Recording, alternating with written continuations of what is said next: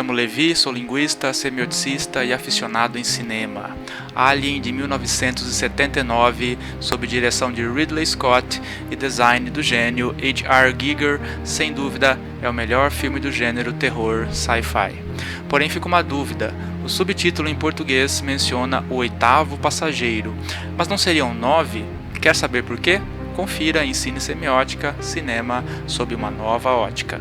O consagrado Alien, subtítulo brasileiro O Oitavo Passageiro, dispensa apresentações. Ele influenciou o plot de todo tipo de produção que viria em seguida. Uma tripulação no meio do nada, sem assistência rápida, com recursos limitados, frente a um ser que não tem remorso em perseguir até o último tripulante. Ao final, sobra um herói que tenta escapar da nave, acionando o sistema de autodestruição. O aspecto narrativo do último sobrevivente é muito relevante em Alien. No entanto, ao observarmos com atenção, a Tenente Ripley não está sozinha em sua fuga. Sem dúvida, há um personagem esquecido no primeiro Alien que pareceu não incomodar tanto a crítica ou as análises: o gatinho Jones, ou como é chamado carinhosamente, Jonesy. Assim que escrevi este roteiro, percebi haver muitas publicações sobre Jonesy. Há 1h56, nos créditos, na versão do diretor, a referência ao Jones. Jones, Trained by Animals Unlimited. No IMDb, há algumas notícias a respeito do gato nos bastidores, mas a marca de sua importância no elenco é sempre lembrada pelos inscritos e fãs do filme. Dentre as publicações encontradas sobre o gatinho Jonesy, está o momento em que ele encara a primeira aparição do Alien. Nos bastidores, o fizeram assustar por meio de uma tela que foi suspendida repentinamente, revelando um cão pastor alemão atrás, o que fez Jonesy ficar feroz, enfim, o fez sibilar, em inglês, hissing.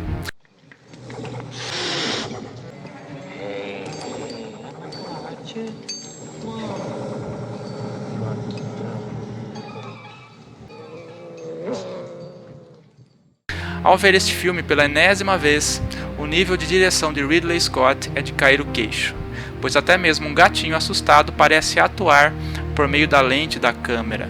Para garantir se o animal foi protegido, fui averiguar. Nas cenas em que Ripley corre por entre os apertados corredores com o gatinho chacoalhando na gaiola, percebemos que ele não está lá, sobretudo nesta cena do fechamento dos compartimentos. Enfim, vocês devem estar se perguntando: por que Alien, o nono passageiro? Simples. Além dos 7 tripulantes, 5 homens, 2 mulheres e o oitavo passageiro alienígena, o gatinho deve ser contado como passageiro. Aliás, qual o critério para desconsiderar Jonesy no subtítulo brasileiro? Seria porque é um pet ou porque é algo diferente de um ser humano? Mas o Alien também não se enquadra nessas características? Vocês também poderiam pensar: é porque o gato não faz nada, somente aparece em algumas cenas ao fundo. Sim e não. Jonesy é o signo que remete à familiaridade ou algo próximo do planeta de origem, a Terra. Ao mesmo tempo em que ele é mostrado ao fundo como habitante da nave, e mesmo que ainda não desempenhe função narrativa no início, ele terá de fato participação nos momentos em que a nave Nostromo, após testemunhar o nascimento do Alien, terá sua primeira vítima. O gato, a partir daquele momento, passa a ser não somente o signo que remete ao lar Terra, mas também ao instinto e coragem frente ao Alien. Pelo seu porte pequeno, Jonesy se esconde e aparece em momentos-chave, ora atrapalhando o sensor de movimento, aquele sensor nos causa arrepios, ora encarando o Alien de dentro de sua caixinha de transporte fofa, ora sendo salvo pela Ripley e lhe fazendo companhia após a cena da ejeção do Alien.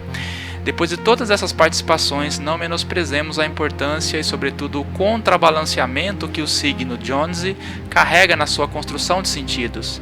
Rememora o lar Terra, é algo familiar, tem instinto suficiente para se proteger do monstro, confunde-se com o alien no sensor, sabe ser pet ao estar à mesa com os tripulantes.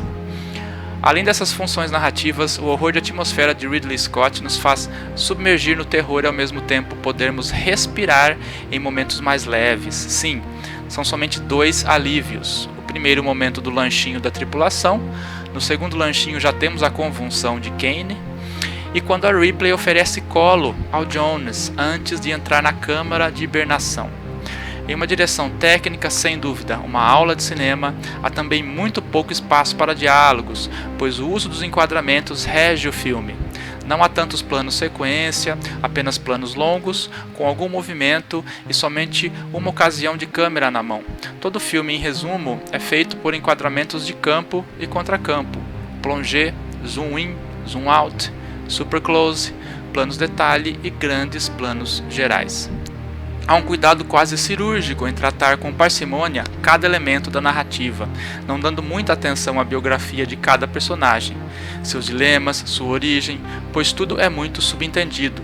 Como as ordens provêm do Tenente Dallas, percebe-se que Ripley é o soldado que provavelmente assumirá o comando.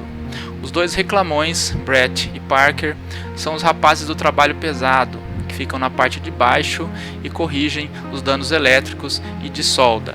Há os dois pilotos da nave, Dallas e Lambert, e um médico, Ash, que no seu rosto frio será revelada a sua origem androide.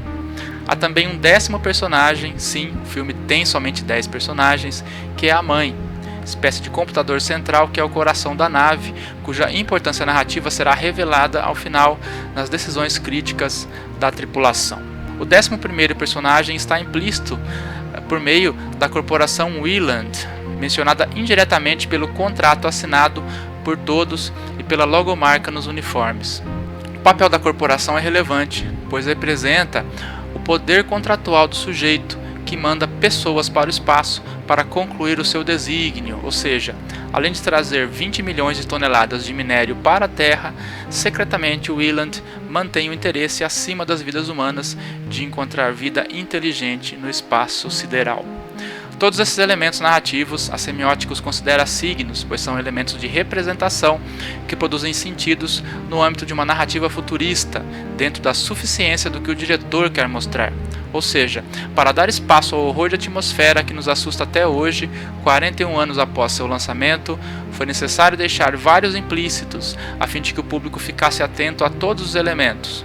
O horror de atmosfera como carro-chefe, momentos raríssimos de alívio social, dramas contidos nos olhares dos personagens ou na sua inação frente ao facehugger no rosto do Kane, que pouco falam ou que pouco sabem o que fazer ao serem infectados ou atacados, além de estarem cativos na própria nave-mãe Nostromo, quanto no planetoide no qual se deparam com o drama inicial alienígena.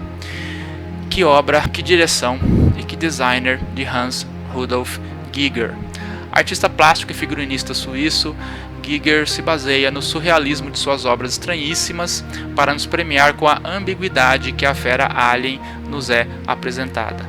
O monstro não é somente uma mistura de signos orgânicos e artificiais mecânicos, é ora metal, ora ácido, ora babas, ora dentes e patas, mas também uma armadura biomecânica mortal que se camufla nas ferragens e ao mesmo tempo sexual, a qual despertou a admiração do androide da tripulação.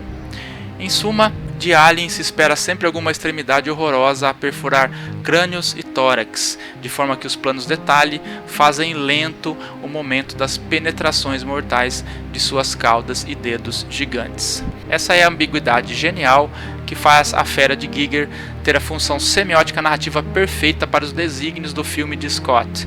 Nunca uma atmosfera de horror poderia combinar tanto com um ser biomecânico completamente adaptado a qualquer atmosfera. Felizmente, ele não suporta somente um elemento, o fogo. O elemento simbólico da desolação é composto, vai sendo descrito tranquilamente, sem pressa. O que parece lentidão narrativa à primeira vista é usado como recurso o filme todo. A composição da solidão no espaço na técnica dos enquadramentos é clara e proposital. Logo nas primeiras cenas, há uma parcimônia em revelar signos que funcionam como parte de um todo. São denominados signos indiciais, signos metonímicos que nos guiam da parte para o todo. Os planos gerais da nave Nostromo vão aos poucos compondo o ambiente da história sem precisar dizer uma palavra. De grandes planos gerais do espaço sideral, revela-se uma decomposição de signos por meio de planos das cabines da espaçonave, mudando para corredores, sala de máquinas e os capacetes solitários, representando as vidas que serão apresentadas na nave. Os capacetes constroem a metonímia das partes das pessoas que serão apresentadas. Os ambientes internos estofados claros das câmaras de junção e de hibernação contrastam com o escuro dos corredores de canos e fios apertados. Enfim, Todos os contrastes e oposições são significativos, partindo do alien completamente unfamiliar e biomecânico, ao gatinho Jonesy, fofinho, esperto e pet. Enfim, Alien 1979 é uma daquelas pérolas que fazem ter orgulho do cinema setentista e oitentista de horror, que flerta até mesmo pela parcimônia técnica com elementos do cinema clássico. Além disso, conta com um orçamento na casa dos 11 milhões de dólares. A sua aprovação no IMDb passa dos 80% e no Rotten Tomatoes chega na casa dos 94 a 98%. Simplesmente insana. Portanto, Ridley Scott, em sintonia com o designer do Alien, H.R. Giger, nos dão uma lição de cinema inesquecível, a partir do qual, com marisco, ostra e fígado, sim, isso mesmo, fazem os efeitos práticos do facehugger, algo realista em uma cena em que ainda não era possível inserir elementos digitais. Depois de toda essa descrição, acompanhe nosso canal, comente sobre esse filme aqui em Cine Semiótica, cinema sob uma nova ótica.